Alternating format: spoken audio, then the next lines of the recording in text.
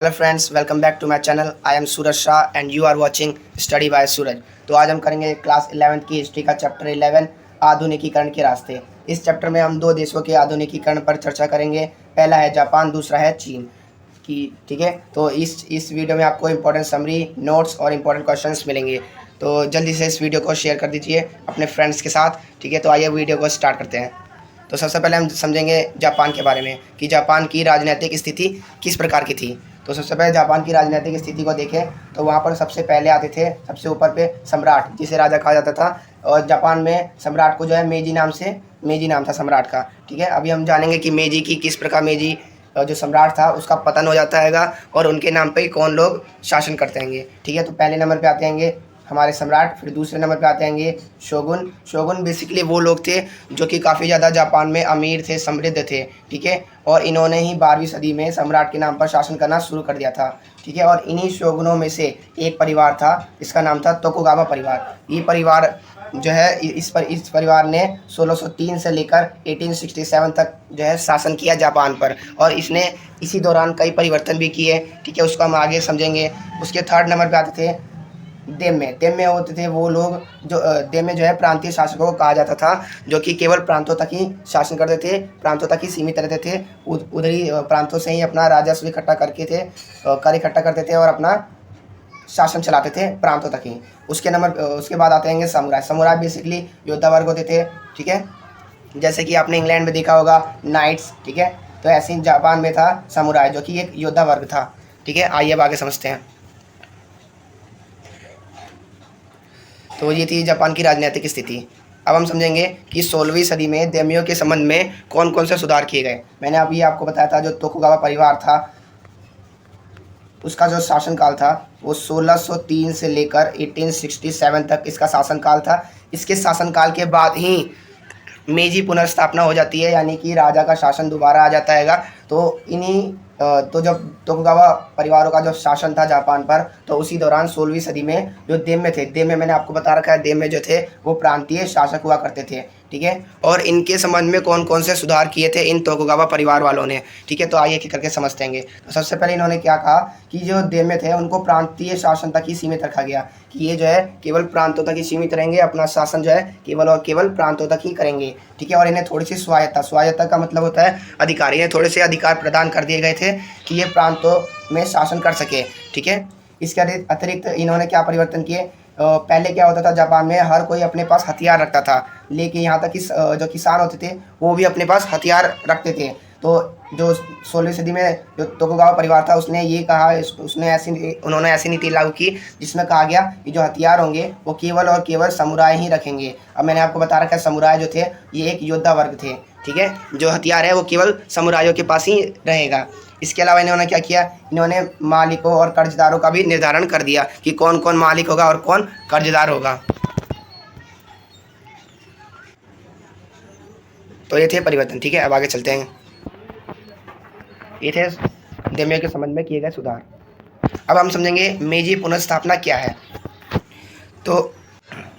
तो मेजी पुनर्स्थापना क्या है। मेजी मैंने आपको बता रखा है, जो मेजी थे वो राजा का नाम था। ठीक है, और पुनर्स्थापना ने उसकी दोबारा से स्थापना कैसे होती है कि मैंने अभी आपको बताया था कि जो मेजी था, जो सम्राट था, उसकी शक्तियाँ छीन ले गई थी। 12वीं सदी में जो है सम्राट के नाम पर कुछ लोग शासन करने लगे थे, और ये वो लोग थे जो कि जापान में काफ़ी ज़्यादा समृद्ध थे, अमीर थे। ठीक है, तो 12वीं सदी में वास्तविक जो सत्ता थी वो सम्राट से छीनकर शोगुनों के पास चली गई थी, और इन्हीं अमीर और समृद्ध लोगों को शोगुन कहा जाता था। ठीक है, इनके पास चली गई थी जो कि सम्राट के नाम पे शासन करते थे।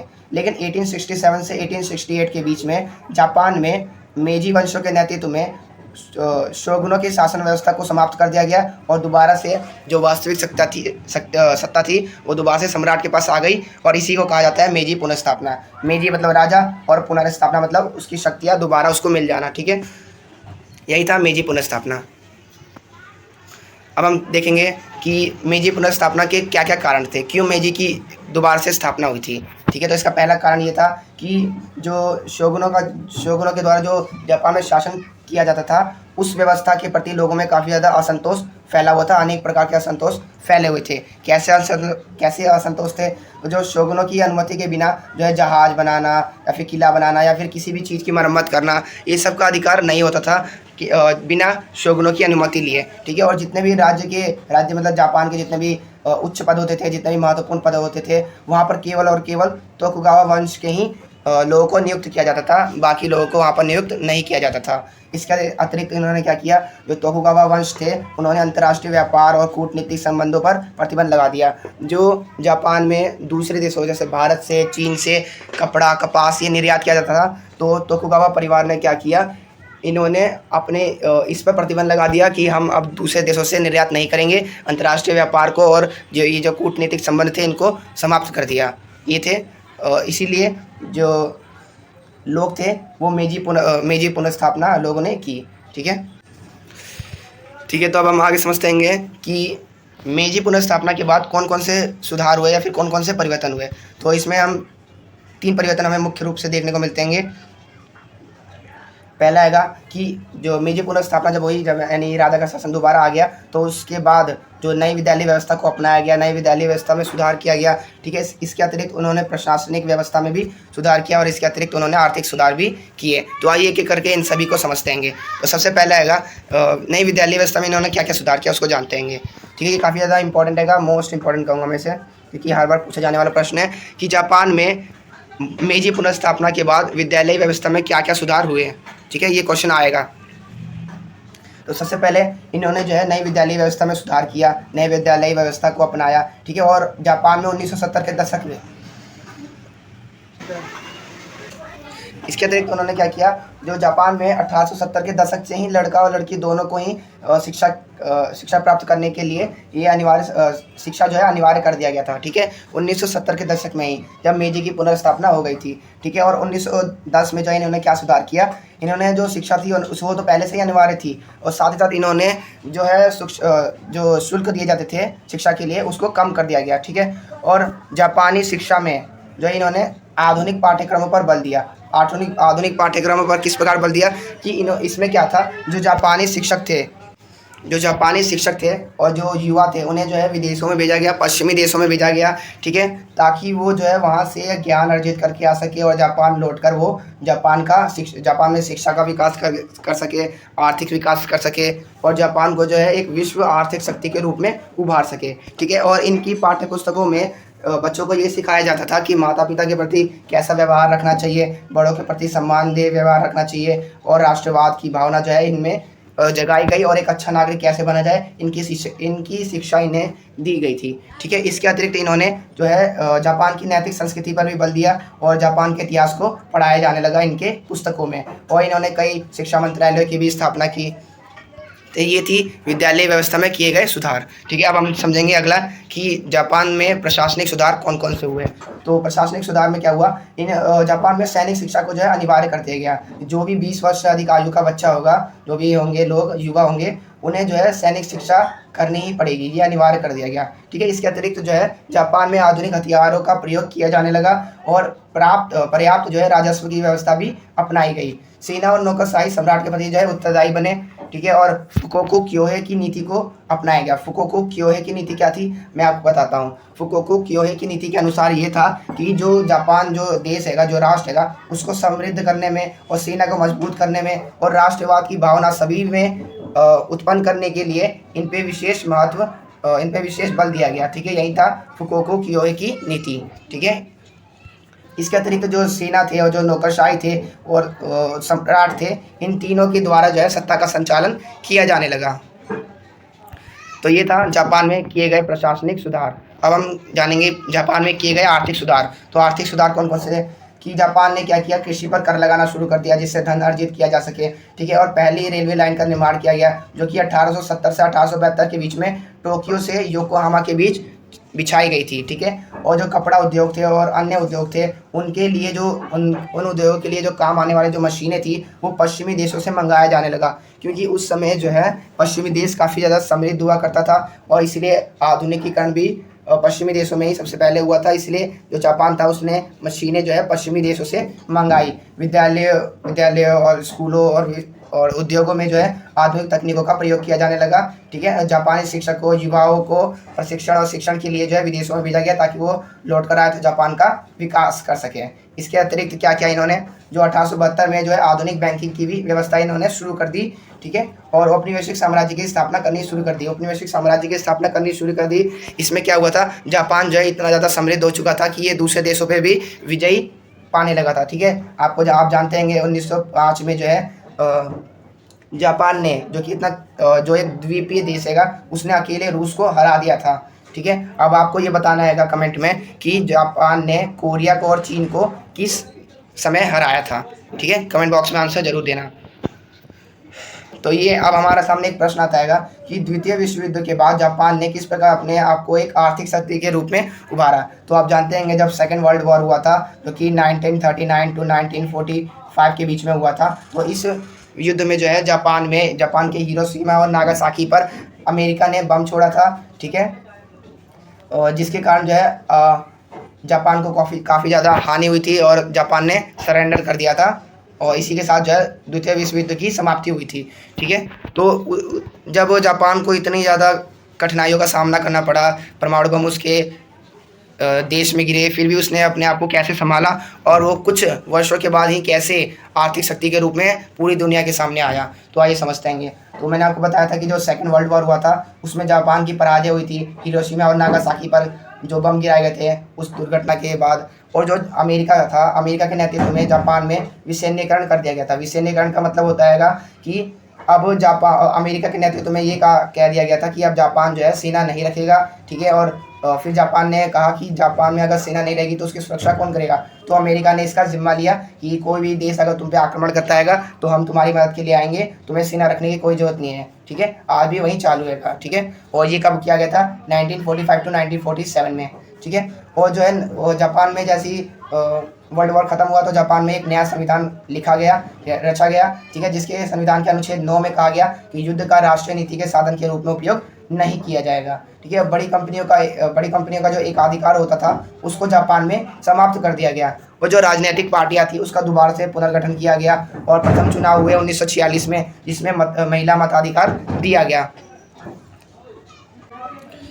और इसके अतिरिक्त क्या हुआ, जो युद्ध होता चमत्कार क्या था कि जापान ने जो है इतनी खराब परिस्थितियों के, जब जापान पर ही परमाणु बम गिरा, उतने खराब हालत के बाद जापान ने कुछ ही वर्षों में अपनी अर्थव्यवस्था का दोबारा पुनर्निर्माण किया और पूरे विश्व के सामने एक विश्व आर्थिक शक्ति के रूप में उभरा जापान। ठीक है, इसने क्या क्या किया, 1964 में जो है जापान में टोक्यो ओलंपिक का आयोजन किया गया। ठीक है, टोक्यो ओलंपिक कराना कोई आम बात नहीं होती है, इसके लिए बहुत ही ज़्यादा पैसे की ज़रूरत होती है कि इंडिया में भी बस ओनली एक बार ही हुआ हैगा।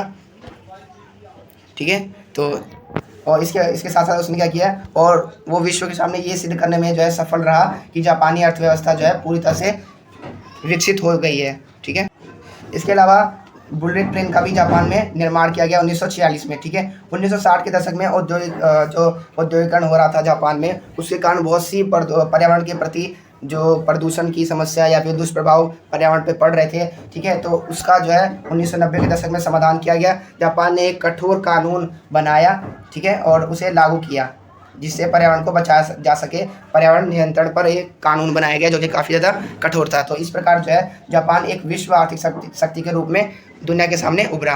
ठीक है, तो ये था इस प्रश्न का उत्तर। ये काफ़ी ज़्यादा इंपॉर्टेंट प्रश्न है। ठीक है, आपको नोट करना है।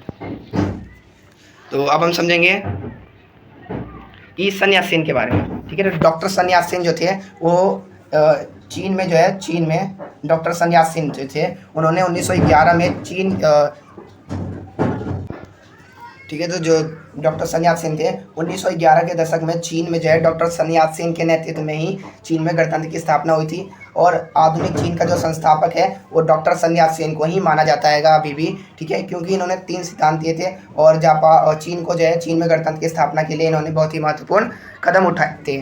ठीक है, तो इन्होंने 3 सिद्धांत दिए थे जिसका नाम था सन मिन चुई। ठीक है, सन मिन चुई क्या था, ये चाइनीज़ नाम हैगा। ठीक है, इसका हिंदी मीनिंग हैगा कि पहला हैगा राष्ट्रवाद। ठीक है, इन्होंने 3 सिद्धांत दिए थे राष्ट्रवाद, जिनमें से पहला हैगा, ठीक है, जो मांचू वंश था जो कि चीन में जो है लास्ट वंश था। ठीक है, ये ये मानचू वंश को जो है विदेशी राजवंश के रूप में देखा जाता था कि जो मानचू वंश हैगा ये विदेशी राजवंश हैगा जिसने चीन पर जो है अपना नियंत्रण पा लिया हैगा, चीन को अपना उपनिवेश बना लिया हैगा। तो सन यासीन चाहते थे कि इनका अंत हो, ठीक है, और उपनिवेशीकरण का भी अंत हो कि दूसरे देशों ने जैसे जापान ने, पश्चिमी देशों ने जो चीन को अपना उपनिवेश बना रखा हैगा उससे चीन मुक्त हो जाए, ठीक है। ये इनका पहला सिद्धांत था, ठीक है। दूसरा सिद्धांत इन्होंने दिया था राष्ट्रवाद, गणतंत्र। गणतंत्र में क्या था कि ये चाहते थे कि चीन में जो है गणतांत्रिक सरकार की स्थापना हो। तीसरा था समाजवाद। समाजवाद में चाहते थे ये कि जो है पूंजी का जो है नियमन करना और भूमि के स्वामित्व में बराबरी लाना, ये इनका तीसरा सिद्धांत था समाजवाद में, ठीक है। तो अब हम समझेंगे कन्फ्यूशियसवाद को। तो ये कन्फ्यूशियसवाद क्या आएगा, आइए समझते हैं। ये कन्फ्यूशियसवाद क्या था, तो चीन में जो है एक विचारक थे जिनका नाम था कन्फ्यूशियस, ठीक है, और इनके विचारों को ही कहा जाता था कन्फ्यूशियसवाद। इनके विचार जो है ये इस पर आधारित थे कि अच्छा व्यवहार और जो व्यवहारिक समझदारी और उचित सामाजिक संबंधों पर इनके विचार जो थे ये आधारित थे, ठीक है। इनमें कहा इनके विचारों ने जो है चीनी जो लोग थे उनके जीवन को काफ़ी ज़्यादा प्रभावित किया था। यहाँ पर जो है 1800 से 90 नहीं लिखा है, यहाँ पर लिखा है 1890, ठीक है। 1890 के दशक में क्या हुआ था कि बड़ी संख्या में जो चीनी विद्यार्थी थे उन्हें जापान, ब्रिटेन और फ्रांस भेजा गया ताकि वो जो है नए विचारों तकनीकों को समझ के आए और वहाँ से वो सीख कर आए और चीन का जो है वो विकास कर सकें। यही था कन्फ्यूशियसवाद। तो अब हम आगे चलते हैं, ठीक है। हमने कन्फ्यूशियसवाद को समझ लिया, तो अब हम समझेंगे कि चीन ने अपना आधुनिकीकरण का रास्ता किस प्रकार तय किया, ठीक है। तो सबसे पहले चीन के इतिहास की बात की जाए तो जो चीन था वो जापान और पश्चिमी देशों का जो है ये उपनिवेश था, ठीक है। और 19वीं-20वीं शताब्दी में क्या हुआ, चीन ने अपनी जो प्राचीन प्रथाएं थी उनको ठुकराया और राष्ट्रीय एकता के लिए इसने नए विकल्पों की तलाश की, जिसमें कम्युनिस्ट पार्टी जो कि अभी भी हैगी चीन में, इसका महत्वपूर्ण योगदान था, ठीक है। डॉक्टर सन यात-सेन के नेतृत्व में ही चीन में गणतंत्र की स्थापना हुई थी। मैंने अभी आपको बताया था इन्हें जो है आधुनिक चीन का संस्थापक भी माना जाता है। और 1911 के दशक में क्या हुआ, जापान ने जो है चीन पर आक्रमण किया और कुओमिंतांग जो है एक पार्टी का नाम है, ठीक है। उसकी असफलता के कारण क्या हुआ, चीन में जो है साम्यवादी दल का उदय हुआ, ठीक है। साम्यवादी दल यानी कम्युनिस्ट पार्टी, ठीक है, इसका उदय हुआ। और जो है 1949 में पीपल्स रिपब्लिक ऑफ चाइना की स्थापना की गई, ठीक है। आधुनिकीकरण के लिए जो मुख्य रूप से 4 योजनाएं रखी गई थी, उसमें कौन कौन सी थी, तो पहला है विज्ञान पर, और फिर दूसरा है शिक्षा, तीसरा है रक्षा और चौथा है उद्योग। इन्हीं पर जो है काफ़ी ज़्यादा बल दिया गया, ठीक है, जिससे चीन का जो है विकास हुआ। चीन ने आधुनिकीकरण का रास्ता तय किया। और 1911 की क्रांति चीन में, जो 1911 की चीनी क्रांति क्या थी, इसमें जो चीन में जो अंतिम राजवंश था छिंग राजवंश, उसकी समाप्ति कर दी गई। और 1911 के दशक में ही डॉक्टर सन यात-सेन के नेतृत्व में चीन में गणतंत्र की स्थापना की गई। तो यही था, चीन ने इस प्रकार अपने आधुनिकीकरण का मार्ग तय किया। ये काफ़ी ज़्यादा इंपॉर्टेंट प्रश्न है। और अगला आएगा जापान का, ठीक है। चीन और जापान दोनों ने किस प्रकार अपने आधुनिकीकरण का रास्ता तय किया, ये काफ़ी ज़्यादा महत्वपूर्ण प्रश्न है। आपके सैम्पल पेपर में भी आया हुआ है, ठीक है। तो ये काफ़ी ज़्यादा इंपॉर्टेंट है, आपको ये जरूर याद रखना है। तो हमने चीन को समझ लिया है, अब हम समझेंगे जापान को, ठीक है। तो जापान की इतिहास की बात की जाए तो जापान जो है किसी का भी उपनिवेश नहीं रहा है, ठीक है। जापान जो है उपनिवेशिक साम्राज्य से मुक्त रहा है शुरुआत से ही, ठीक है। अब हम जानते हैं कि शोगुनों जो सम्राट की जो शक्ति शोगुनों ने ले ली थी, ठीक है, और वास्तविक सत्ता जो थी वो शोगुनों के पास आ गई थी जब। तो मेजी वंशों के नेतृत्व में जो है शोगुनों की जब समाप्ति कर दी गई थी, शोगुनों का अंत कर दिया गया था और मेजी की दोबारा से स्थापना की गई थी, पुनर्स्थापना। तो इसके बाद क्या हुआ, चीन में जो है काफ़ी ज़्यादा सुधार देखने को मिला हमें, ठीक है। और जो जापान था उसने फुकोकू क्योहे की नीति भी अपनाई थी। मैंने आपको बताया था फुकोकू क्योहे की नीति क्या थी। इसके अंतर्गत जापान में जो है समृद्ध राष्ट्र, मजबूत सेना और राष्ट्रवाद पर बल दिया गया था, ठीक है। जापान, जिस प्रकार चीन की बात की जाए तो चीन ने जो है अपनी परंपराओं को ठुकरा दिया था और राष्ट्रीय एकता के लिए उसने एक नए विकल्पों की तलाश की थी, लेकिन जापान ने ऐसा नहीं किया। उसने अपनी परंपराओं को साथ लेकर ही आधुनिकीकरण का रास्ता तय किया था, ठीक है। और जापान ने जो है अपने जो प्राचीन परंपराएं थी, जितने भी हुनर थे, उसका प्रयोग करके ही नवीन जो है आधुनिकीकरण के लिए अपना बेस जो है तैयार किया था, ठीक है। और इसके अतिरिक्त जो जापान था उसने शिक्षा व्यवस्था में काफ़ी ज़्यादा सुधार किया था। यूरोपीय विचारों और आधुनिक तकनीकों का उसने उपयोग किया था, उसको अपनाया था, ठीक है, जापान ने। ठीक है, उद्योगों में और स्कूलों में और विश्वविद्यालयों में जो है आधुनिक तकनीकों का प्रयोग किया जाने लगा था, जिससे जापान में जो है शिक्षा का और अर्थव्यवस्था का काफ़ी ज़्यादा विकास हुआ था। ठीक है, और हम देखते हैं कि जो जापानी विद्यार्थी है, मजदूर रहेंगे और शिक्षक है, उन्हें पश्चिमी देशों में भेजा गया था ताकि वो प्रशिक्षण सीख कर आएँ और जापान का विकास कर सकें। ठीक है, इसके अतिरिक्त हमने देखा था कि 1872 में जो है चीन में आधुनिक बैंकिंग व्यवस्था की स्थापना की गई थी। ठीक है, और बुलेट ट्रेन का भी जाल बिछाया गया था 1946 में। ठीक है, तो ये था जापान का आधुनिकीकरण, कि किस प्रकार जापान ने अपने आधुनिकीकरण का रास्ता तय किया। अब हम समझेंगे, ये काफ़ी ज़्यादा इंपॉर्टेंट क्वेश्चन है, ये भी आपके सैंपल पेपर में आया है कि त्रिकोणीय व्यापार क्या था। ठीक है, तो मैं आपको बता दूं, जो ये त्रिकोणीय व्यापार था ये भारत, ब्रिटेन और चीन के बीच में हुआ था। ठीक है, अब ये क्या था, तो जो ब्रिटेन था, ठीक है, जो भारत था और जो चीन था, ये दोनों ही जो है ब्रिटेन के उपनिवेश थे। ठीक है, दोनों ब्रिटेन का दोनों पे ही अधिकार था, दोनों पे ही इसने कब्जा कर रखा था। ठीक है, अपना उपनिवेश बना रखा था। तो ब्रिटेन जो है भारत से अफीम की खेती करवाता था। ठीक है, बाद में अफीम की खेती कराता था, और ब्रिटेन जो है भारत से अफीम खरीदता था, और इसी अफीम को जो है वो चीन को बेच देता था। ठीक है, चीन को इसने अफीम बेच दी, और उसके बदले में जो है ब्रिटेन जो था वो चीनी सामान प्राप्त करता था, क्योंकि चीनी सामान की मांग जो है यूरोपीय कंट्री में काफ़ी ज़्यादा थी, इसलिए ब्रिटेन जो है चीनी सामान चीन से परचेज करता था। ठीक है, खरीदता था, और उसके बदले में उसे अफीम बेचता था। ठीक है, अफीम जो है एक काफ़ी ज़्यादा नशीले पदार्थ होते हैं। ठीक है, तो शुरुआत में तो चीन में ये जारी रहा, लेकिन फिर बाद में चीनी सरकार ने इसका विरोध किया, और इसके कारण इन दोनों के संबंधों में जो है काफ़ी ज़्यादा टकराव देखने को मिलता है। ठीक है, ये था त्रिकोणीय व्यापार, और इनके बीच में टकराव जब होता है तो यहीं जो है अफीम युद्ध बन जाता है। ठीक है, तो अब आप देख लीजिए अफीम युद्ध क्या था। ये मैंने आपको अभी त्रिकोणीय व्यापार समझा दिया, अब अफीम युद्ध क्या हुआ था। ठीक है, तो मैंने आपको बताया था कि यूरोपीय कंट्री में जो है चीनी सामानों की काफ़ी ज़्यादा मांग थी। ठीक है, और जो ब्रिटेन था वो भारत से अफीम की खेती करवाता था और भारत से अफीम परचेज करता था। ठीक है, और जो ब्रिटेन था वो चीन को अफीम देता था और उसके बदले में चीनी सामान प्राप्त करता था।